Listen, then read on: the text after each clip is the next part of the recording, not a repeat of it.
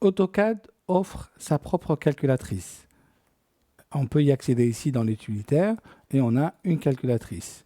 L'intérêt de cette calculatrice-là est double. Dans un premier temps, on va pouvoir aller prélever des distances sur notre dessin. On voit bien que la valeur s'est affichée ici, sur lesquelles on va exécuter une opération, par exemple. Ce que je viens de ramener, je vais par exemple le diviser par 3. Si je fais entrer, j'obtiens la valeur 27,56. Donc, je sais que si je veux utiliser cette valeur-là, je vais décaler mon objet. Décaler de combien? Je vais lui dire coller la valeur ici dans la ligne de commande. Il la colle directement. Et là, je décale de sa valeur.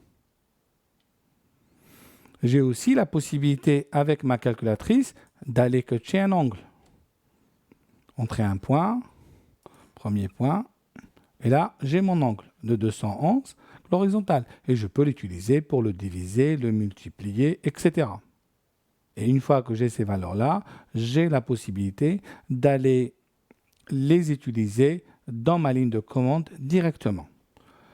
J'ai aussi une calculatrice scientifique qui va me permettre de calculer des sinus, des cosinus, des tangentes, etc. avec ici un convertisseur d'unité. Par exemple, si je veux convertir, on va dire des mètres que je veux convertir en pouces ou en pieds, en pouces, je vais dire, voilà, 1 mètre,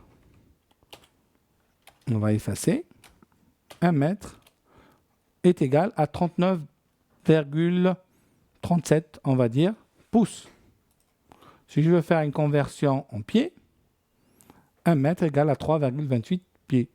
Ce convertisseur d'unité vous permet justement de faire vos conversions d'unités. Ça peut être bien sûr une conversion du mètre vers le centimètre ou du mètre vers des unités anglo-saxons ou du millimètre. Vous avez aussi la possibilité d'utiliser les variables dans votre calculatrice. La calculatrice étant une palette qu'on peut ancrer si on a besoin d'elle régulièrement ou tout simplement fermer, réafficher, etc.